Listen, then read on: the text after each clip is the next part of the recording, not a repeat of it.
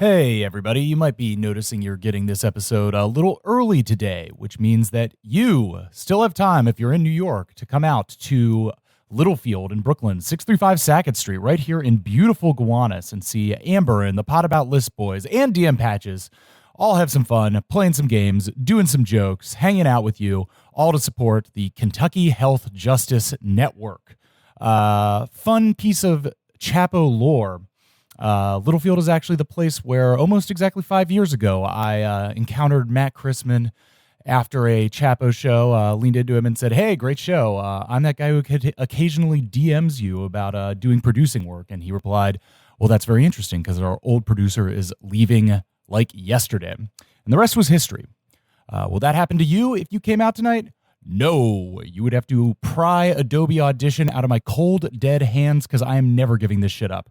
But maybe you can get Amber to yell at you in person or convince Caleb to let you rub that beautiful, shiny chrome dome of his. So come out tonight. Littlefield, Brooklyn, 635 Sackett Street, Door 7, Show 8. Support Kentucky Health Justice Network, a member of the National Network of Abortion Funds. It's all for a good cause. Have fun. Friends of Chapo will be there. Ticket link in the show description. Probably a few more tickets left at the door. Anyway, on with the show.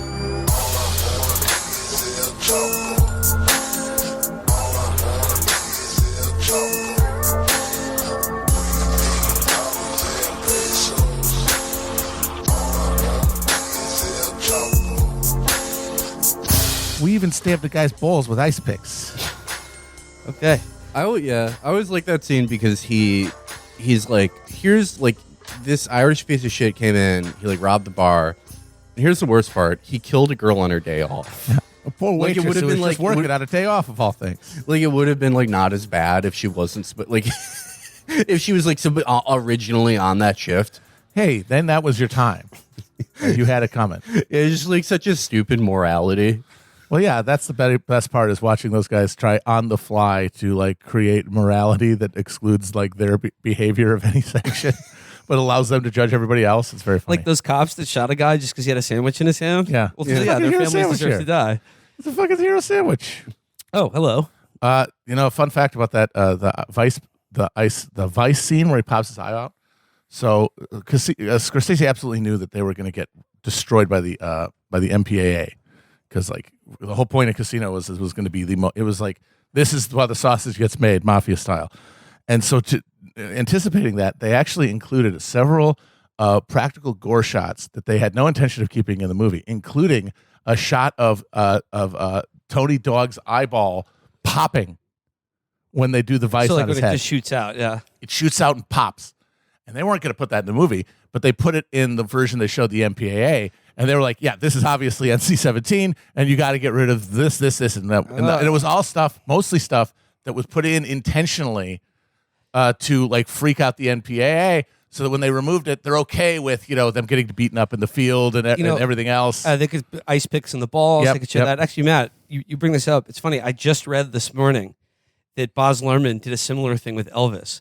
There were multiple scenes in the movie of Elvis going, "Oh, I don't know about Christmas. I don't like Christmas no more." But that was considered. They were like, "You have to take this out of the movie," and but it was good because they're it does communicate the message that Elvis was sick of doing. Hates Christmas. He was sick of doing Christmas music. Yeah. But it wouldn't NC-17 if the King had said, "I'm tired of Rudolph. I don't like him no more.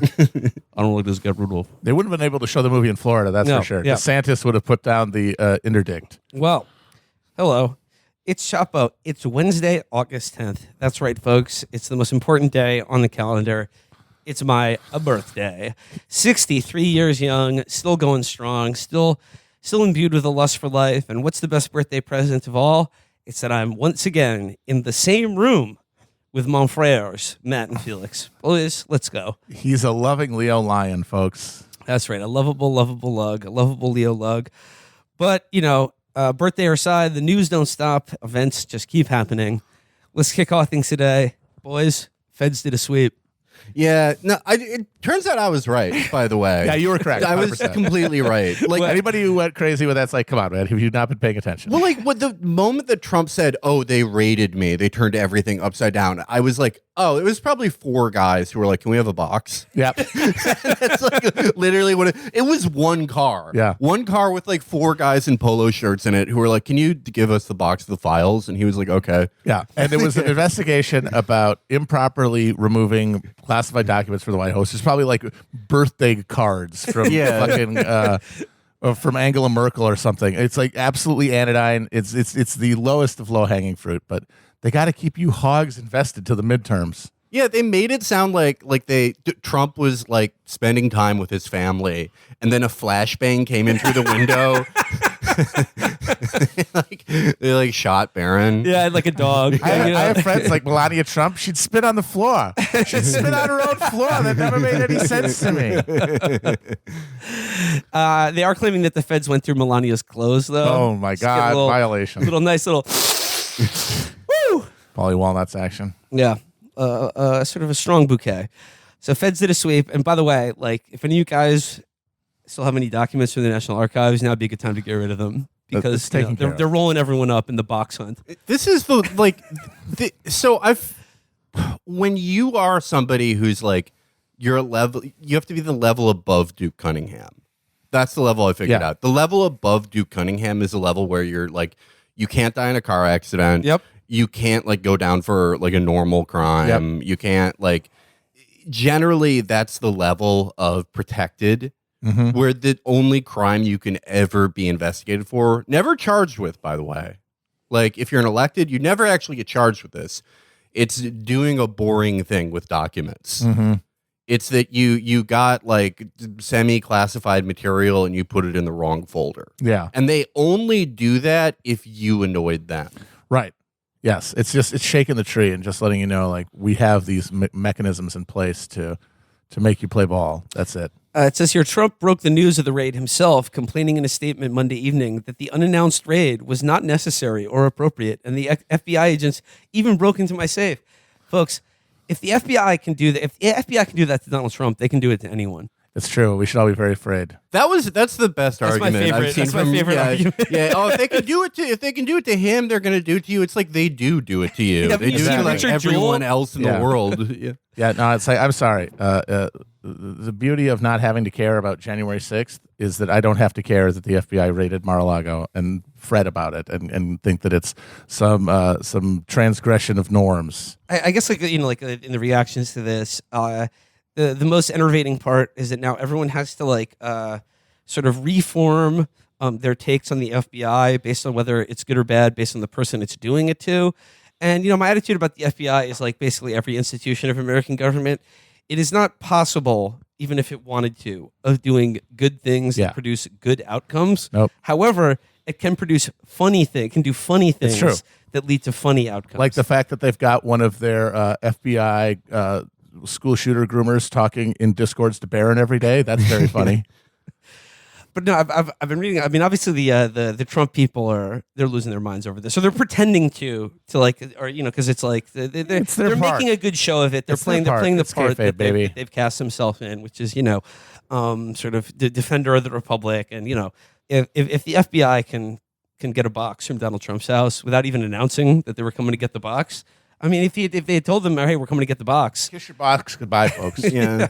Yeah, if you have like if you've got like a memo commemorating Brent Scowcroft's service to the State Department that you accidentally took from your job like 3 years ago, and you put it in your gross desk that has like $7,000 worth of Sudafed in it, you're going down. You're going to have to go to a boring congressional hearing that actually you don't have to go to. That you could just skip and like nothing will happen. Trump actually did just plead the fifth today in New York federal court. I think over his tax records or whatever. On advice of counsel, I'm pleading the fifth. Okay, it's a good one.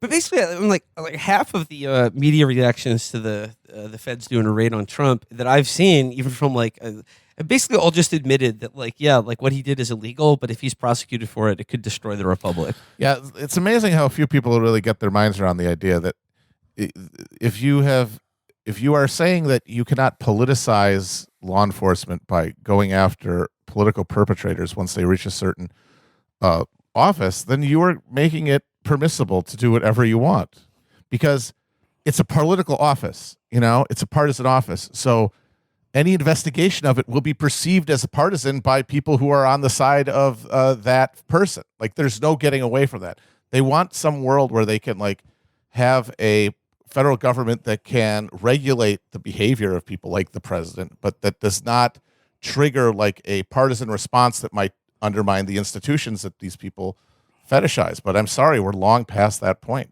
All of these institutions have been fully politicized. So the only question is, do you prosecute crime when you see it or not? I did like a lot of the reaction from the MAGA people that were just sort of where is DeSantis on all this? DeSantis let this happen. He's gave back him, there. He gave him the backdoor key rubbing to his hands Mar-a-Lago. together. Yeah. I like the idea that it's DeSantis let it he's Walter Frey and he controls the only bridge into Florida. He controls the main land routes across the Florida Panama City Panhandle. He makes Chris Ray marry his son to his daughter. He's okay, now you can go into Florida and take Donald Trump's box of documents. You could take Donald Trump's box of documents if you marry my ugliest daughter. Yeah. If I'm DeSantis, I'm of two minds about this. It's obviously, your fingers crossed they bring him down, but if you're not a complete moron, you don't think that's likely to actually happen. But at the same time, him getting raided makes him more of a G, and that is not an argument to not do it. Abstractly, first of all, who cares? We have no say in it, but you can't argue, his supporters, they like him more when something like this happens. No shit, that's why they're his supporters. They're not movable. That's the whole point of them.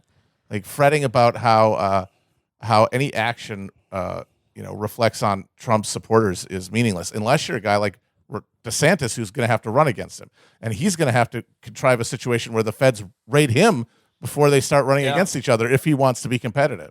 I saw someone say he needs to put CP on the government computer network in Tallahassee, and then go dime himself out to the FBI, and then say this is a political witch hunt. And of course, every QAnon dipshit would believe that instantly. Yeah, people just doing escalating federal crimes. Yeah. It's like drill. You can't run for a Republican nomination unless you spent 5 years in federal prison. You're not making it on the ballot if you don't have a teardrop tattoo. They need to spin the block in front of the FBI offices. They need to go op hunting in the Herbert Hoover building. Florida Governor Ron DeSantis. Edgar Hoover building. Florida Governor Ron DeSantis today fired 15 rounds of an AR-15 into the FBI headquarters. That would be very funny if he did that. You should do it. Well, no, speaking of that, I did see one reaction that was just DeSantis literally has an army at his disposal. Why weren't they deployed to stop 4 guys in polo shirts from finding a box in Trump's closet or something? I love that idea, though. I would love to see a phalanx, an armored division of Village's golf carts, just like a real siege standoff with the feds. The classic, the lager technique of the Hungarian and Ottoman armies, where you get your troops, you line them up with wagons, only in this case golf carts. They would be impenetrable. Do they mean the National Guard? I think they mean the Florida National Guard. National Guard. That's all guys who wanted to get a molar taken out. they're not if Ron Sarukar. A guy who won who won 49.7% versus 49.3% is not going to command them to start a civil war. Hey, hi. You joined the National Guard so that you could sell your wife's Tupperware MLMs to them, to your fellow soldiers. Yeah, now you have to go die for the government. you have to go eat lead from a fucking Apache attack helicopter. Yeah, you have to kill these 4 guys in polo shirts, and then you have to get Tallahassee nuked. all because it's you 7 years ago you were ooh, a Dodge Viper. Felix, remember the scene in Dune where they're on the Sarukar planet and they're doing the throat singing ritual, and there's this hill of just bodies just exsanguinated, draining blood into like a giant pool that they use to sort of like ritualize Nilgard. It's like, and then just their like sort of sweat runs off into a big pool. Yeah. They mix it in with the raisin cane sauce. Put it on the forehead. And now you're ready to die for you're ready to die for the governor. Well, actually, speaking of loyalty and people willing to die for dear leader, great article in the Washington Post. This is like summarizing a book that just came out about Trump and his relationship to his beautiful, handsome generals. His beautiful generals. He said, a headline, Trump wanted loyal generals like Hitler's. God, it's so good. It's because like the way he acts, it's like it designed to specifically trigger people, like liberals in a way. Like he's not Hitler. He can't do Hitler stuff, but he can say exactly what a guy who wanted to do Hitler stuff would say. So you can just keep reading it and getting more and more freaked out every time you hear a new one of these amazing quotes. Yeah, it's like January 6th being like an attempted coup. I mean, like by the standards of language, absolutely. Yep. By the standards of they had no plan, and then on January 5th, like someone in his office watched Bush v. Gore on HBO and was like, "Oh, we need a James Baker guy." Yeah. And then like they all assumed another guy would find one. They figured there'd be one guy who'd like figure out the paperwork. Oh yeah, now he gets to be president forever. Oh great. Okay. We need to go into the Capitol and have like a waterhead spree until someone finds James Baker. Reading here in the Washington Post, it says, former President Donald Trump has proved time and again that he is no student of history, despite citing the past with the regularity of a thunderstorm on a summer afternoon. The latest example comes from The New Yorker, which has published an excerpt from Peter Baker and Susan Glazer's upcoming book, The Divider, Trump in the White House, 2017-2021, focused on Trump's troubles with the military men in his administration, whom he once referred to as my generals. At one point, according to the book, he complained to his chief of staff, John F. Kelly, a former Marine general, asking why he and others couldn't be totally loyal to him, like the German generals in World War II. You do know that they tried to kill Hitler 3 times and almost pulled it off, Kelly allegedly responded. So were Adolf Hitler's generals yes men, or did they really plot to assassinate him 3 times and get close once? Well, yeah. You've seen the movie Valkyrie starring Tom Cruise. God, I would love a Valkyrie-style movie about John F. Kelly in the White House. Failing to assassinate Trump. Failing to resign. Yeah, failing to Wow. Oh man. I want them to be totally. I want them to be loyal. Did he see the downfall clip and was just like, that's how I want generals to be? I want everybody to listen when I'm talking. That's literally it. He probably saw that like, oh, they were like still afraid of Hitler. Yeah. And of course, John Kelly, like they tried to assassinate him 3 times. It's like, yes, there were a few groups of German officers who came together at various times to try to get Hitler. The Stauffenberg plot is the most serious one that did almost get him. But it's not like that's the average German general. They all fucking went along with it. They were all loyal enough. Well, yeah, as were Trump's generals to him. They were loyal enough. And then Kelly gets to fantasize, well, I'd be Stauffenberg. It's like, dude, look at you. You aren't. You're Bormann. You're Bormann, dude. You fucking idiot. I know it's not the same thing because everything is now more, it's not the intense drama of fascism. It's just this boring technocratic death machine. But you are in the same spot relative to everybody else as he was. You're not Stauffenberg, bro. There's another excerpt from this book, or another thing that came out this week. I saw Jake Tapper very indignantly tweeting about it, but it was another thing with like John Kelly just being like Trump's personal like cum sock, like just soaking up all of his just all of his just oafish. The fact that his kid died in the war too is just it's like you couldn't write that. You couldn't write it. To have this like this guy who like lived and breathed his whole life this notion of American service, and even sent his son in to do it, and had him get murked in this pointless fucking war, and then he gets to command to be like the human footstool for this just grotesque creature. No, it like makes everything he's ever cared about meaningless. And what does he do? Because like in real drama he would kill him. Yeah. He would like the South Korean dude. He'd fucking just murk him. He would do something honorable. But because we live in this fucking world that doesn't have the dignity of fiction, it's just this pathetic loser who just every day takes it and just shrinks into a husk until all he cares about is getting media suck-offs to believe that he's somebody else. Yeah. Yeah, he gave his son's life so he could tell Meredith Vieira about the process of writing his book that he didn't even write. Like, God, he did a it's Skype just call nauseating. It's just like at that level, like they have taken your soul in a meaningful way. How do you not kill yourself? Like, how are you? Because it's not there. Like whatever we're talking about when we talk about what it is to be a human being, the experience of pursuing that life, you don't know it's gone. You still think it's there. It's like a hollow echoing that you have to reaffirm by getting other people to affirm that it's there, like media suck-offs. But it's gone, and you'll never get it back. There's probably some small part of him that's like, oh, by writing this book, you'll prevent him from being president again. But that's it. That's always it. There's always this pathetic self-justification. But over the years, it just gets more flimsy and pathetic and ridiculous until, you just have your old, grotesque, falling apart body and just a complete legacy of ashes. Well, the example, including your sons. Another load that John Kelly had to take on his face was when Trump won. Remember when he wanted to do the military parade right after he got elected? It's like, sir, the streets are not graded for Abrams tanks. Oh, the pavement is just going to be flying. Well, apparently, Trump was demanding that there be no injured soldiers in the parade because he was like, they make me look bad.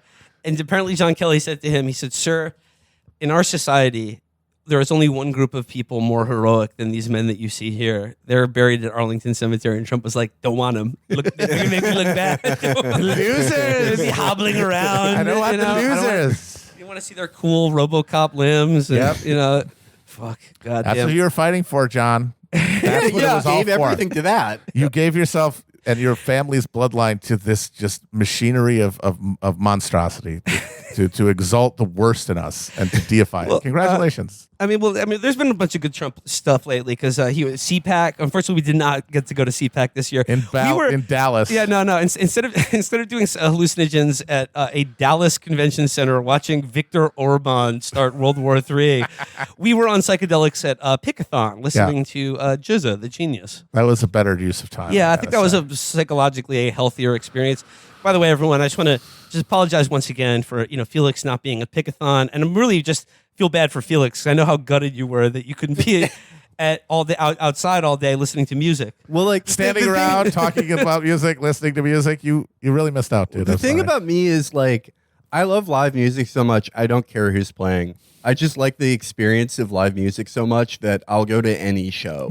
I go to 20 shows a week just because I like the live music experience of standing around and like seeing if the bathroom is usable so much. Well, I like looking for 4 ounces of water. Okay, well, I will say this about Pickathon. I will say this about Pickathon. On both of those fronts. Okay. Pickathon was they had immaculately won. And they had free water everywhere. Yeah, there was drinking water. There was free cold drinking water everywhere. The porta potty facilities, like I never waited online for more Not than for a second. for 30 seconds. There was no bog, Woodstock 99 style. I will say this though.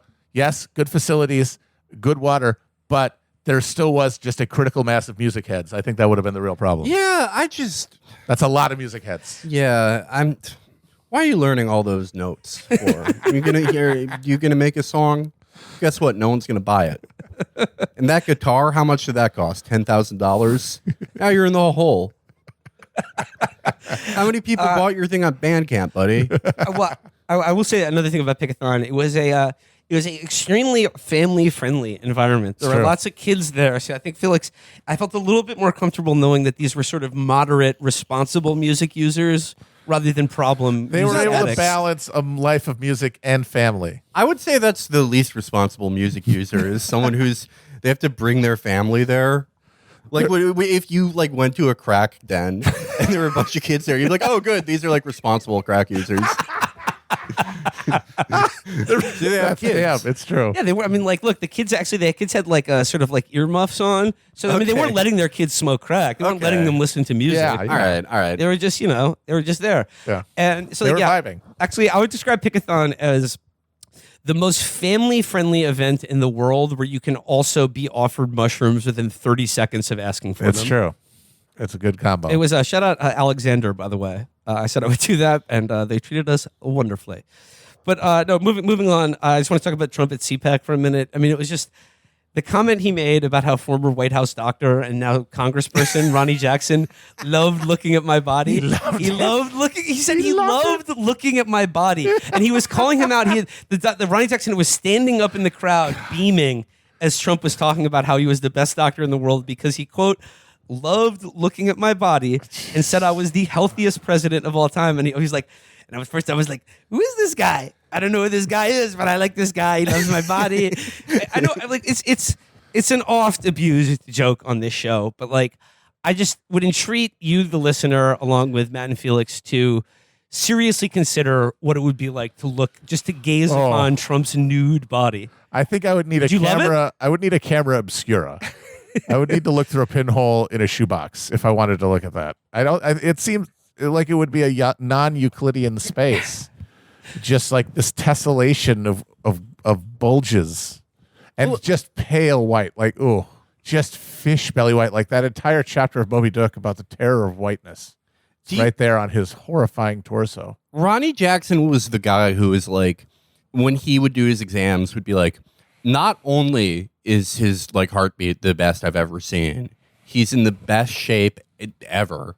I thought like he could pass for a 51-year-old man. And then as the second that happened, he gets nationally known for giving this this diagnosis. He just like eats a bunch of pills and drives a car to a fucking bridge. Immediately. Yeah. Like the first hint of any kind of notoriety, an entrance into the news cycle. Hey, a little bit. Hey, this guy, Ronnie Jackson, he thinks Trump's a stud. Immediately got clucked, smash. And then, of course, because this is the world that Trump has made, it's like, I'm not going to resign in disgrace. I'm going to run for fucking Congress. And now I'm in Congress. I'm one of your Congress people. Fuck you. Well, I liked him because before he was Trump's doctor, he was just known as this guy in like who was, I guess, like a military doctor, but like was known as like a doctor feel good. Yeah, he was the guy. Military, which is He was awesome. a Nick Riviera style guy. He would give out he would write out any prescription you want. And so what a shock that they come to him to say, we need you to say that the president's body is perfect. It'll be like, no problem, dude. Yeah, no, I've been saying shit for years. It was his Dr. Spichemin. Yep. You are going to die. What? No! When I tell you who I'm dating, Squeaky Fromm. She is difficult. And now he's in Congress. Being a doctor feel good for like the Pentagon is so that's what the best I can surmise his role was before Trump found him. Yeah. Like some guys are planning.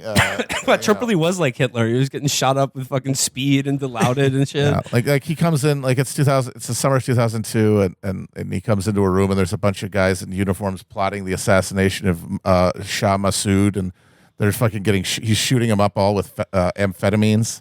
He knows where the bodies are buried, which is why they let him just drive that car wherever he wants. Yeah. For like a guy working in the E-ring, I don't think you're giving him like Vicodin. That's like a little trashy. I think you're giving like there is medicinal cocaine that you can get. I think it's like more fun stuff like that, like more uppers. Oh yeah, no, they're all on uppers. They're playing. They're throwing shit at the wall. I mean, you got to. How do you get a situation like in Syria where the CIA the CIA proxies are shooting it out with the DOD proxies? That's cocaine right there. How do you think so many restaurants are opened on American military bases? Oh man. Was there any other good news out of CPAC? I barely covered. I mean, there's Viktor Orban. Just I guess being like, it was the only thing I heard of was Orban. Yeah, and he was just spitting. It's very disheartening, honestly, because people want him to be this figure who has synthesized all of the contradictions out there in Hungary. He's bringing you this like purified, sort of a maybe even pre-capitalist conception of like citizenship in the state. And then he just comes to Texas and he's like waving a fucking 10-gallon hat around and being like, no pronouns in Budapest. And you realize like, it's all just revolves around the shitty brain-destroying axis of like American politics, and it's all just a reflection of that and downstream of that, and it can't have any independent force, even if you wanted it to. Viktor Orban, though, a somewhat portly gentleman. I mean, He's a big boy. He was chugging beer and gnawing pork knuckles. He was shirtlessly, to the splendid amusement of all the entire crowd at CPAC. We're grinning, clapping his little hands. He sucks so much, Orban. I watched that speech, and he's like, We need more Chuck Norris. It's like you should kill yourself. You fucking suck, did say, dude. God, he did say that. I forgot about that. He did did the Chuck say that. Norris joke. Fucking It's like, loser. This is just embarrassing. Like, you have come and bent the knee completely. Like, you don't think you're global homo talking about Chuck Norris? Walker said I have AIDS, Victor Orban. Yeah, it's like that's the West you're defending. You should die or convert to Islam And right then, now. and then his like his visionary like socio-political model is just like a pseudo-populist dispersal of EU subsidies. That's it. Just like grabbing the spigot of like German perverts throwing money around and just giving it to selected supporters. Yeah, being Wonderful. a NATO member and like being against Russia, getting like German banking surplus, and then every 3 years like passing a referendum that's like two men can't go to IKEA together. Yeah. Like it's like watching guys like Dreyer like go, this is what I want. It's like, yeah, you want the full suspension of politics and its replacement with just a pure ego-soothing spectacle of your enemies being embarrassed and humiliated by the state. That's it. Well, that's what we all want. That's all you want. That's There's what we nothing. all want. You're not Everyone's the building same. anything. You're not making it so that people can live lives of dignity. You're seeing your enemies humbled, and that's all we have left to offer. Anybody. That's all. Oh, speaking of any political formation that can actually like significantly challenge for power, that's all that they can offer. Speaking of shaming your enemies, did you see like an interesting like news digression that came out of the Mar-a-Lago raid? Is the revelation that the Twitter account based Mike Lee is just Mike Lee. Utah, man. God. Fucking Utah. Based Mike Lee. What a fucking shitty moment in culture. The Mormons, they all end up getting the memes. They get there eventually, but it's just too late to do any good for They anyone. should take the priesthood away from him for that. Yeah, no, he should be cast out. He is no longer a priesthood holder. Oh, Yeah. He is not. embarrassing. Yeah. That's too much cringe. Only blood atonement can answer for that kind of cringe. They should exile him to Mexico. Yes, He should have to him and live the with one of Romneys. those evil families. Yeah, Well, actually, speaking of other based populists, I wanted to just check in real quick on the Teal-backed candidates in this midterm. yes, We got yes. the The JD radical Vance and Blake the Masters. post-liberal wave that's about to And like, crest the here. thing is, like, JD Vance is down by a couple points, but I think he may still win. I mean, He could it's win. That's probably, toy- yeah. Yeah, I'd like, say that's it's a coin just- toss. that's a Ohio's however. a coin toss no matter what. However, Blake Masters is getting down by destroyed. 13 points to the astronaut guy. No, the thing is that Arizona is essentially it is a cycle or two behind Virginia in terms of turning blue. He's fucked. He's cooked. And it's- Honestly, Christian Sinema is going to get defeated in a primary probably in that fucking state at this point. Well, I mean, like, so Mark Kelly was an astronaut, and Blake Masters. I was under the impression, I just assumed that Blake Masters was like a venture capitalist or Yeah, something like me that. too. No, he spent his entire adult life, his entire professional life before this point, writing essays about how nice Peter Thiel was. Yes. He is What a a fucking literal loser. He is a literal courtier. He's like I. Felix, The guy- I so the was guy- shocked to find this out too. I like because he wrote a book called like 0 to 1. That's like the gospel of startups with Peter Thiel, and I'd assumed that like he had been a startup entrepreneur guy, but no, like he got his start. This is true. He got his start. He took Peter Thiel's class at Stanford, and then started publishing the notes he took during Peter Thiel's lecture on a blog spot. And then he became the official courtier, the official kind of like court scribe of Peter Thiel. And yeah, like now he's running for Senate, and I thought he was a business I mean, genius. it's very fitting because like this whole Teal project is this fantasy LARPing neo-feudal concept where we're going to bring back aristocracy, but like affirmed by the algorithm instead of a Christian God. But that does mean you get a situation where the guy running as the salt of the earth populist in Arizona is the modern day equivalent of a dude wearing a white face paint with a fucking beauty mark and a giant frilly outfit, pantaloons, and a big powdered wig, and sitting there with a glass of sherry talking about the king's mistress all day. That's him.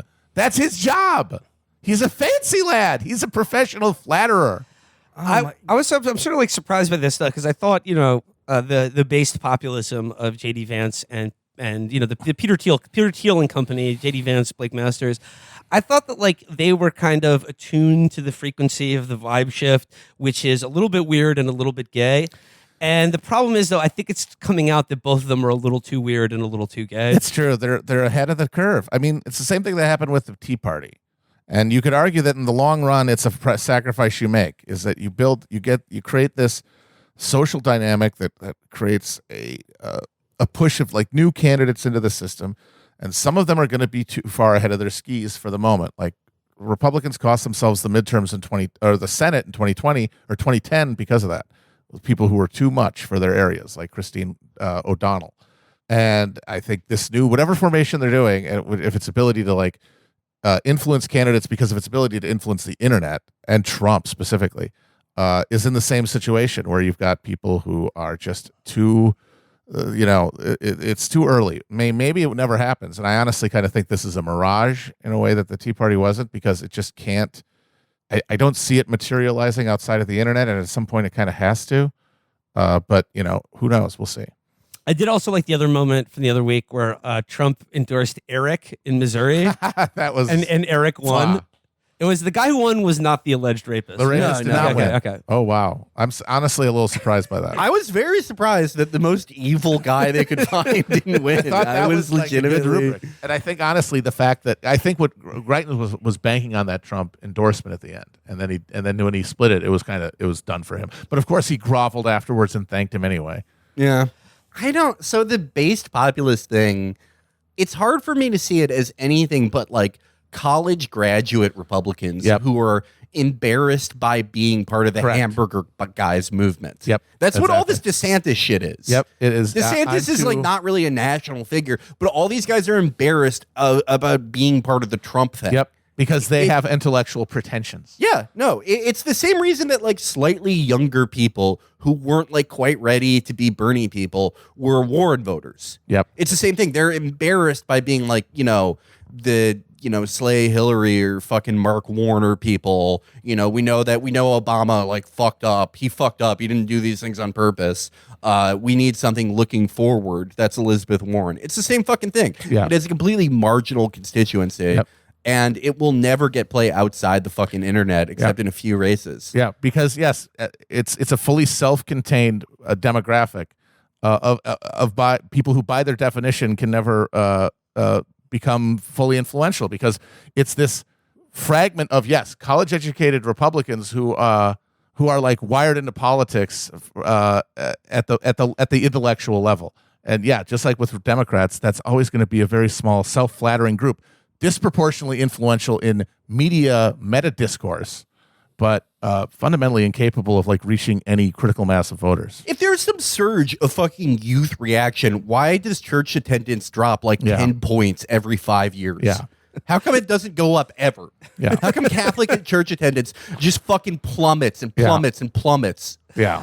No, it's literally that like there's a guy who like, wants there to be a monarchy, and he saw a bunch of groypers and he's like, oh, there's a surge of youth reaction. What matters is that you've got a rich guy willing to fund a scene, and that's it. Like money is the center of gravity that everything revolves around. That's where the light of the media is reflected by concentrations of capital moving around, and like giving it to people who are going to have parties that people can attend and write about and produce products and just have a rolling occasions gives you a pseudo reality of a community.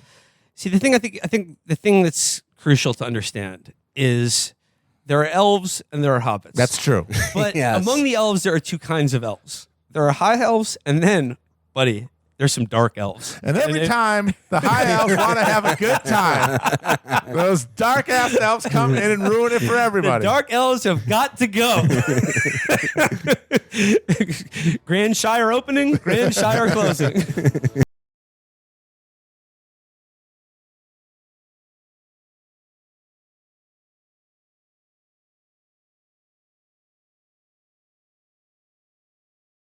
All right, well, for the reading series for today, let's talk about The Office. Let's talk about The Office, the TV show. Let's talk about The Office as a kind of fading relic of a dying culture in America, office culture. I bring this up because, I don't know if you saw this earlier this week, one of my favorite authors, Malcolm Gladwell, he recently came out and said that, work from home is essentially killing American society, and it's reducing your life to kind of like meaninglessness, and you don't feel part of a team anymore. You don't feel like you're contributing to anything anymore, which, I can imagine sort of like, going to an office, like if feeling a part of something, feeling like you're working for other people, I think is important in some way to having a meaningful life. Most office jobs, even if you're in an office, certainly don't feel that way. And, if Malcolm Gladwell had a 2-hour commute to work, to and from work every day, I don't think he'd be thinking about this. And also, was it a Chiwi Dog also pointed out he was the one defending Jeffrey Toobin for jacking off on a Zoom call. So, I mean, he's like, please jack off in the office bathroom. That's what they're there for. I feel like we never got to the bottom of that fully. Like, did he think the call had ended? I think he did. That's No, what I think he was just anyway. bored. That's interesting. See, Do you think that's his? I think he had a billion tabs open, and one of them was the Zoom call, and like David Remnick was droning on, and the other one was like, like Brazzers. There's chocolate and strawberry. Yeah. Or no, Angela and strawberry. God damn it. I'm forgetting my references. No, Jeffrey Toobin's Angela and Strawberry was the most softcore. Yeah, of all maybe that's time. what he likes. Maybe that's what they all like. Maybe all the media guys love softcore. They like Yeah. girl on girl. Yeah.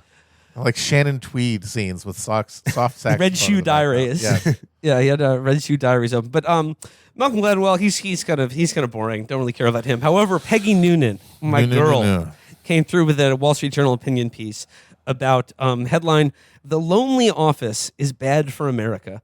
Employees may like remote work, but it tends to break down both organizational and national culture." So. I did a joke in Portland about how like they need to start shanghaiing and gang pressing people into barista and bartender service. But with this work from home stuff, eventually they're going to have to start strapping on the bayonets and just poking people back into the office. Because, as Peggy said, employees like it, but it's breaking down organizational and national culture. So, and also, Can't have that. and also leading all these commercial leases to just be like, Well, see, sitting that's there, the thing. That's the actual thing that's Yeah. undergirding all of this is that America at the end of the day is a real estate scam, and a big part of that is Offices. office retail, downtown space, and the economies that are created by it, and that's what generates the value of the residential properties around that, and you can't remove that Jenga piece without the whole thing falling over.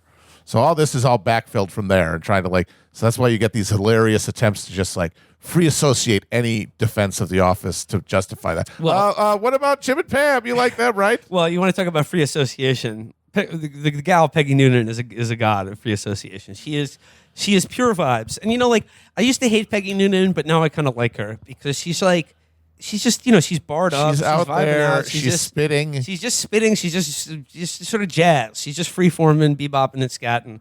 So I kind of like Percocet Peggy. So the Peggy's article begins: "Where are we in the office wars? I think there's an armistice between the return to the office side and the work from home forces. Perhaps hostilities will resume in the fall. Bosses are hoping the old reality will snap back as the drama of 2020 through 2022 recedes, that people will start to feel they need to come back or can be made to. The work from home people are dug in, believing they're on the winning side, that the transformation of work in America, which had been going remote for years, was simply sped up and finalized by the pandemic. In this tight job market, they have the upper hand. Employers are fighting for talent. Fire me, I'll get a better job tomorrow, and you'll get 50 hours with HR onboarding my replacement. The balance of power will change if the slowing economy leads to layoffs and hiring freezes." Fingers crossed. If that happens. Fingers crossed. If that happens. Oh, gee, I wonder if they're going to make that happen or not. Yeah, no, it's like, one say you could say like the two sides of this fight are not work from home people or work from the office people. It's employees and employers. Right, yeah. I wonder who's going to get the upper hand. She says the benefits of working from home are obvious: freedom, no commute. It's easier to be there for family, the dog, the dentist appointment. Less time wasted in goofy office-wide meetings. I wonder if there is another aspect, that office life was demystified by what began in the years before the pandemic. The rise of HR complaints and accusations of bullying, bad language, and sexual misconduct. Add arguments over masks and vaccines, and maybe office life came to be seen less as a healthy culture you could be part of, and more like a battlefield you wanted to avoid. Peggy Noonan believes that the fin to cycle office culture of America was a place of great mystery. Like that there was a sort of a mystic tenor to it that was slowly desacralized over time. She said it was it became less of a healthy culture you could be a part of. and more like a battlefield you wanted to avoid. I mean, if there's one thing the pandemic has permanently altered about American life is that nobody likes going to the office anymore. No one likes getting up on Monday and going to the office. Nobody wants to work anymore, folks. Arguments against working from home are largely intangible, and I focus on these. They are less personal, more national and societal. I don't want to see office life in America end. The decline in office life is going to have an impact on the general atmosphere of the country. There is something demoralizing about all the empty offices, something post-greatness about them. And almost all the almost empty buildings in downtowns, it feels too much like a metaphor for decline. My mind goes first to the young. Of course it does. Peggy is always has her fingers on the pulse of the youth. I don't know. Maybe the center, the center business districts of giant metropolises shutting down isn't really a metaphor for decline. Maybe it just is decline. Just like the actual thing itself. My mind goes first to the young. People starting out need offices to learn a profession, to make friends, meet colleagues, find romantic partners, and mates. The Me Too movement did a lot of damage mentoring. The Me Too movement did a lot of damage to mentoring. Senior employees no longer wanted to take the chance, but the end of office life would pretty much do away with it. I like the idea. Me Too. Me Too did a lot of damage to the mentoring system in America. That ancient Greek tradition. Yeah, it was like it's like Plato, except if instead of Aristotle or whatever, it was a hot young woman. Yeah, they're doing fraudage. Look, it's. I'm just putting my dick between your thighs. There's no penetration involved. Fine. It's fine. It's normal. There will be less knowledge of the workplace, of what's going on, of the sense that you're part of a burbling ecosystem. I love to be in a burbling ecosystem. I mean, I feel like Malcolm Gladwell, Peggy Noonan, like the only people who talk about office culture and being in the office like this are people who have the best jobs, right? And who barely go to an office. Yeah, they aren't part of any burbling system. Yeah, they show up once or twice a week. They burble at a maximum 4 to 5 times a month. They burble weekly at the most. And the last time they went to an office with the expectation of going there 5 or 6 times a week and being someone's employee, having a boss they answer to, was literally 47 years ago at this point. Yeah. It may as well be a different country. Yeah, they're remembering their times at the office, but they're actually remembering episodes of the Mary Tyler Moore Show. Yeah. I remember the day that the clown died, and we all had to not laugh. It was really something. And I guess we're talking here, if people with email jobs, Yes. people anyone who has an email job, your job doesn't need to have an office, really. Mm-hmm.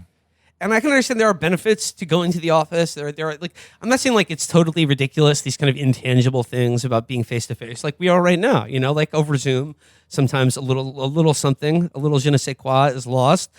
But I think the benefits for a lot of people, for instance, not having a commute, being more productive, and being around your family, are very real. But again, this only applies to email jobs.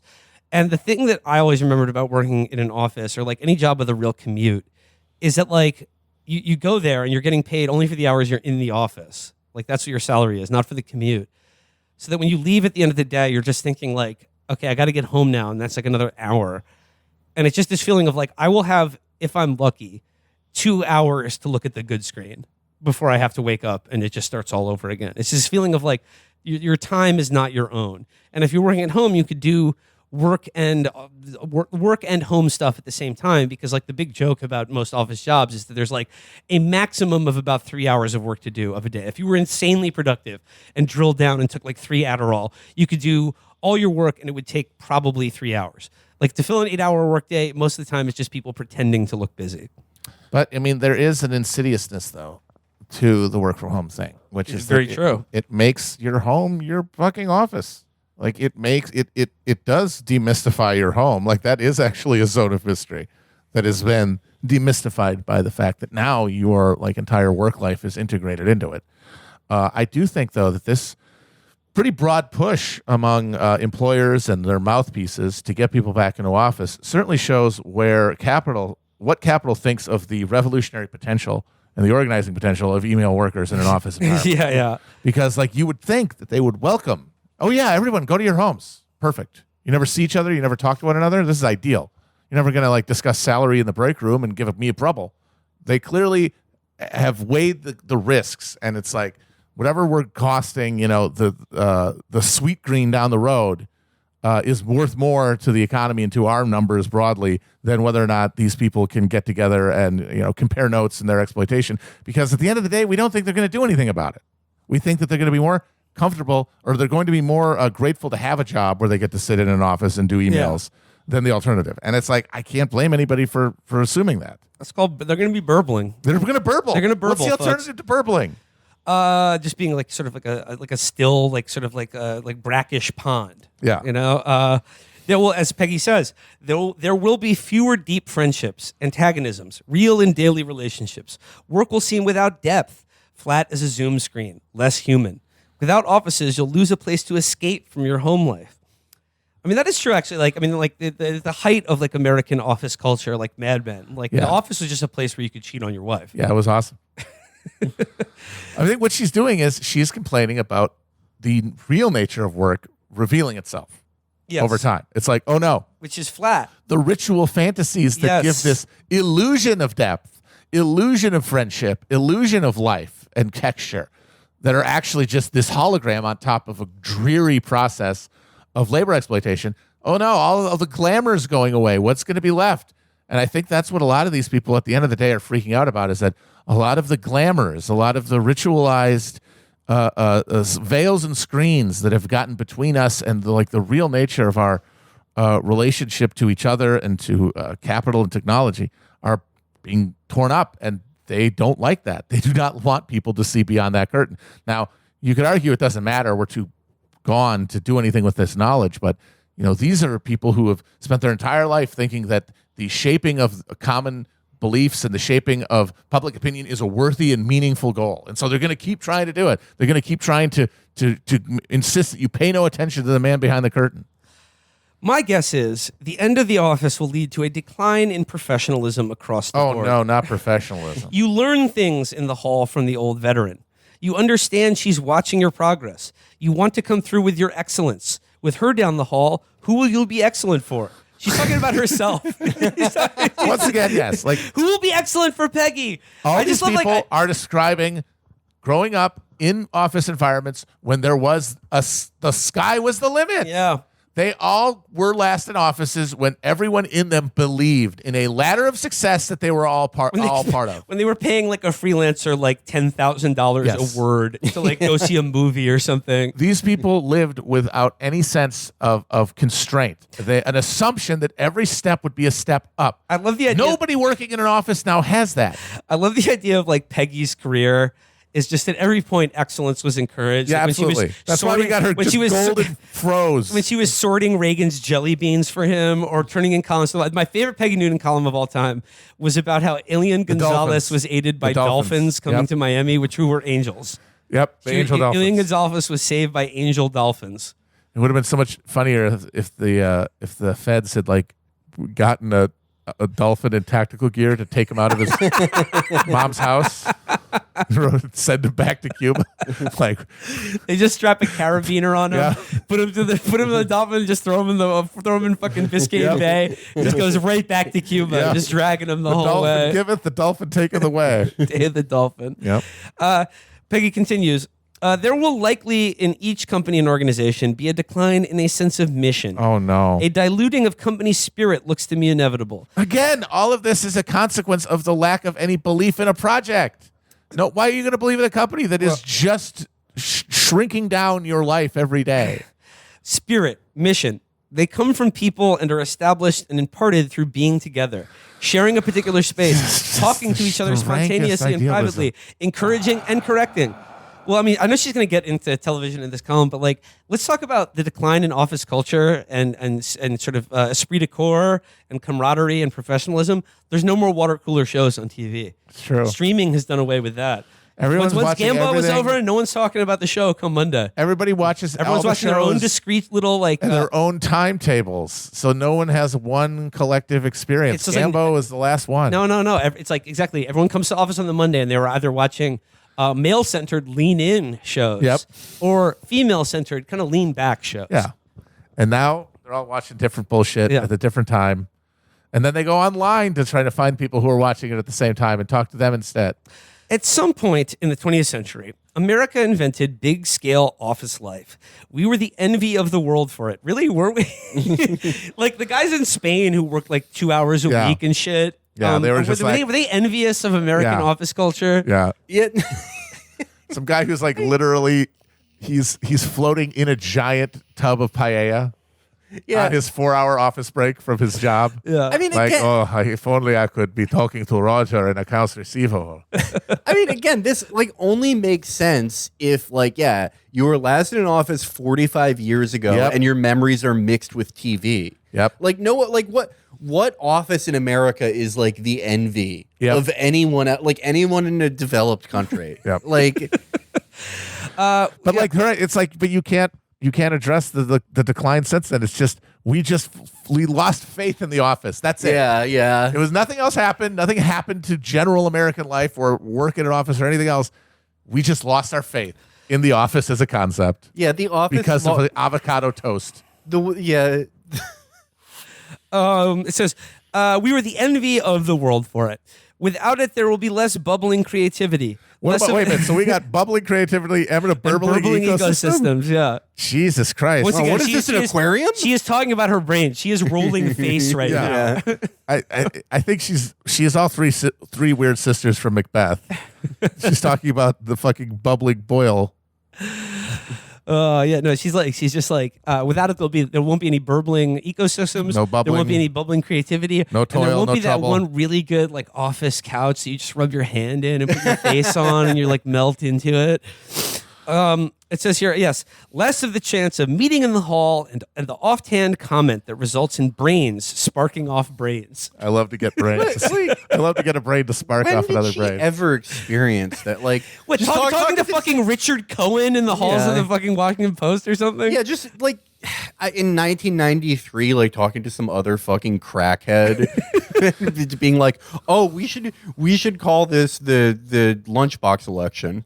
What the fuck are you talking about, lady? If I had run into Steve at the water cooler, I wouldn't have been able to put out this column about how airports aren't nice anymore. The fucking crackhead. Like the implicit thing here is that her work is like it's just like a supernova of creativity over all these years. All this shit that's like, you know, Democrats have they have a handshake gap. This stupid bullshit. That is exactly a Peggy Noonan column. I guarantee you she has written a column like that. But it never would have happened if it wasn't those just minds just smashing off each other like the Large Hadron Collider. Yep. Just minds colliding at sublight speed and creating new particles of my God. mind pills. I should count the different yard signs there are for the election coming up and decide who's going to win based on that. I think I need like a deficit of human contact and like I would need to be in solitary confinement doing Xanax to match your output Yeah, it's amazing. to like write that bullshit. Yeah. Companies may seem more communal in a way. Zoom screens aren't explicitly hierarchical, but there will be less clarity and less leadership. Jamie Dimon of JP Morgan Chase, who has said he wants people back in the office and experienced pushback for it, just stated in his annual report that people with ambition cannot lead from behind a desk or in front of a screen. It is possible working at home is Don't changing. they have desks at the office though? Well, even you can't lead. You can't be behind the desk all day. Sometimes you have to be in playing grab ass in the hallways, and talking about Gambo. or Seems The though Bachelor. that honestly though, if you can't lead from behind a desk, it seems like it's a bad idea to have desks in the office at all. Well, they're Like, going to get that's- rid of those. Yeah, believe you me, got to Matt. get rid of them. Standing only. It's just like no more even open space office. It'll just be like one big factory floor with nothing in it, and you Got just it. have to like sort of be on your phone. No, that's into that's Slack. too Yeah. grim. They got to do a fake thing to make it seem whimsical. Ball pit, Ball pit. just a giant ball pit. You sit in among the balls, and then like if you need to look at a paper or write on your laptop, it's balanced on top of the balls. It is possible working at home is changing the nature of professional ambition. A piece last month in the Journal by the a piece last month in Munch. A piece last month in the Journal by Callum Borchers Okay. cited Johnson & Johnson CEO, cited Jonathan Johnson, CEO of Overstock.com. To foster a sense of togetherness and shared mission, he invited everyone on staff to join him for lunch every Tuesday at the company's Midvale, Utah headquarters. In 8 months, a total of 10 people attended. Most of the time, I eat my peanut butter sandwich alone, Mr. Johnson told Mr. Borchers. When I was 25, if I had a chance to eat my sandwich with the CEO, I'd have been there. This motherfucker is eating a peanut butter sandwich every day. What are you? He's a Warren What are you- Buffett sicko. Oh, he's a Warren Buffett guy. Yeah, the sickest of the sickos. Yeah. Oh. But again, when you were 25, if like your drunk as shit boss like takes a shine to you, like if you laughed at his Polak joke, he's like, "Hey, you want to be in charge of the new Asian division?" Yeah. And then that happens. What is going to happen from this conversation? You're going to give him some fucking homespun bullshit from Dale Carnegie or something you read in like 7 Habits of Highly Effective People, and then forget his name the minute he leaves? It's also like, presumably the company you were working at was like out on the up and up. This is Overstock.com. This is like a company that's been in a death spiral for 15 years. This is a company that's only been kept alive by like low interest rates. During the Trump years, that actually would have been a smart financial position to just short any company where any high-level official or any high-level executive had a personal relationship with Donald Trump. Ooh. Like anybody who was in the inner circle, it's like that is an absolute. It's a time bomb. Like My Pillow, done for. All right, here's the home stretch here. We're pro-ambition in this space. What? Wait a minute. What space? in the Her mind in palace? the burbling space. In the mind palace that we're trapped in? Peggy's burbling brain. We're basically in the cell. She's Vincent D'Onofrio, and we're trapped in her burbling ecosystem. We're pro-ambition in this space. God gave you gifts. Bring them fruitfully into the world. Rise and make things better. Then again, maybe this age is making people ambitious for different things. Here are my 2 greatest concerns. The first is that in my lifetime, The Office is where America happened each day. That's why many of our most popular TV programs There were we about come. The This Office. is the good shit. From the Mary Tyler Moore Show through Mad Men, from ER through 30 Rock and Parks and Recreation. Okay, ER wasn't really an office; it was a hospital. Yeah. I mean, I guess that's like it's a professional workplace setting, but you're not doing emails unless you're an administrator. No, and the doctors on ER were saving lives. If ER is an office show, then so is Law and Order. It just doesn't work.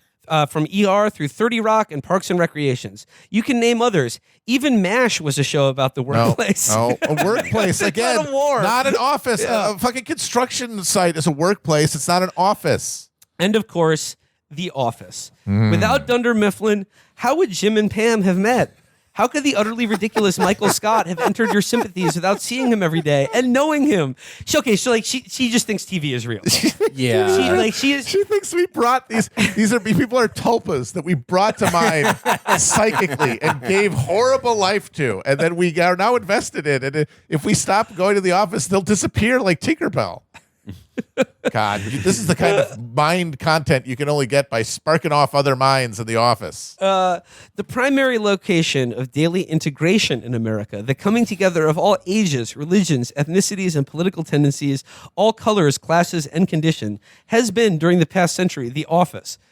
No, it hasn't. That's a wild. That's a wild thing to say. Completely horseshit. It's another one of those deals where it's insanely wrong. But when you consider the audience, the assumed audience for her content, then it's basically correct. Like that is the center of the gravity of American life as these people understand it. It's where you learn to negotiate relationships with people very different from you. Where you Not discover that different. You're all in an office. You're all wearing suits and ties. You've all gone through the same general rituals of social values and behaviors and expectations. I mean, like you do. I mean, it's true. It's a homogenizing space. Working any job or working an office job is about negotiating a relationship with someone very different from you, i.e. someone who owns the company or makes a lot more money than you do. Right. You negotiate your relationship with them every day based on how much they're willing to give you for giving most of the time that you're awake in this life that you have, making money for them. But what about Michael Scott? Well, I mean, he started out as sort of a buffoon and kind of an evil, malevolent force, but then he melted all our hearts. God, the way the arc of that show is so hilarious. The way that they go, hey, the joke of this show is that Michael is awful and crosses boundaries, and it's a nightmare to be around him. And then by the end of it, it's like You know what? He really was the best boss in the world. Well, you know, the actually, show you know- literally got Stockholm syndrome. I would say that the office is not the primary location of daily integration in America. It's the primary location of chosen family in America. It's true, and That is and true. Friendsgivings. She should have talked about Friendsgivings. I bet they've taken a hit now. It's where you learn to negotiate relationships with people very different from you. I mean, like, what was the huge diversity in the Wall Street Journal opinion no, page? they're not that different. Yeah. You discern all this in the joke, the aside, the shared confidence, the rolled eyes. And with all this variety, you manage to come together in a shared formal mission.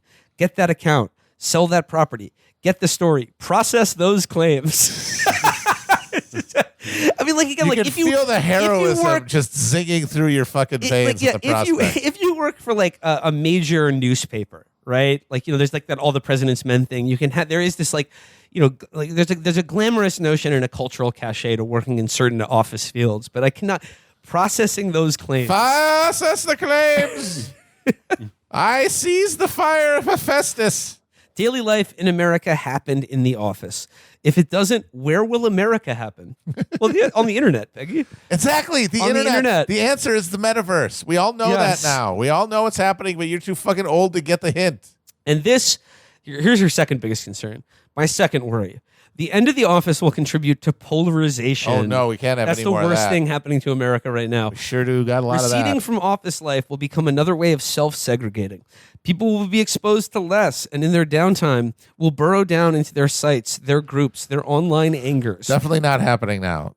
Not like every interaction with somebody from your out group now is just further motivation to become more fucking sectarian and hostile. I suppose what I fear is a more disembodied nation. You can see it on the TV news. Again, she's just watching TV again. Watching television. The empty, echoing set where there used to be people at desks in the background running around. You see it in big offices when you go to see an accountant or a travel agent. There is no there in there. Travel agent. Who's gone to see a travel agent in the last 30 years? Travel agent. God, Throwing that in there at the end. That's genius. this is like when Mr. Burns is checking in on his investments in Siam. Amalgamated stats. Am I too late for the 430 autogyro to Prussia? Oh, God, that's so good. Disembodied isn't good. Oh, See, Peggy, she really likes body hot. She likes body feeling. She doesn't like She's all disassociating. indica. She's When all about the she's in an indica. empty office on Xanax and ketamine, she starts disassociating. yeah, no good. But if she's got a good body high, she's in a meeting. Yep. Jeffrey Tubin's jacking off. They're getting a cuddle puddle started. Dude, that's connection. Yeah. That's burbling. She's- That's bodies end spaces. Yeah, she's going to take a trip down to her local office park so she can pick up a big block of ice to drag back to her house.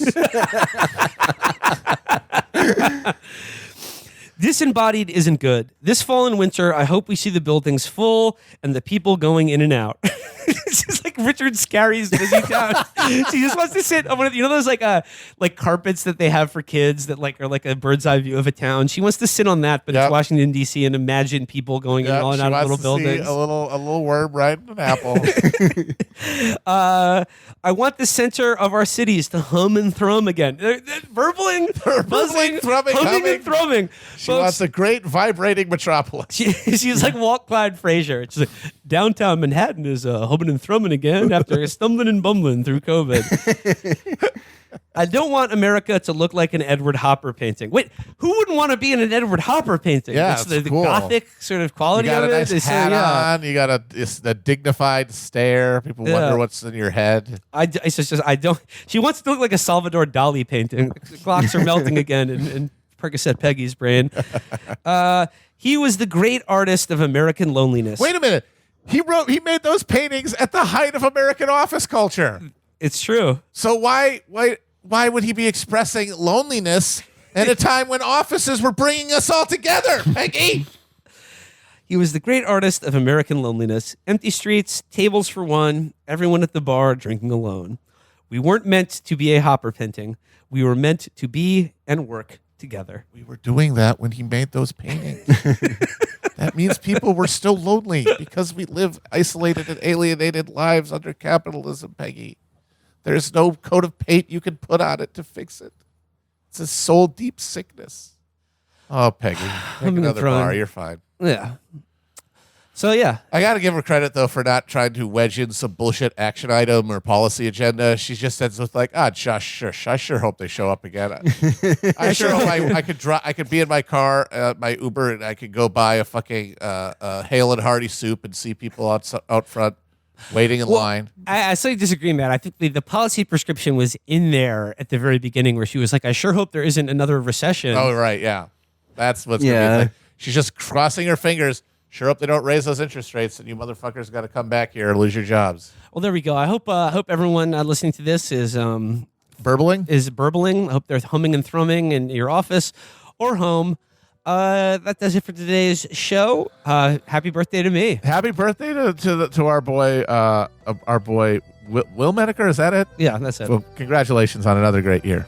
All right. Until next time, guys. Bye-bye. Bye-bye.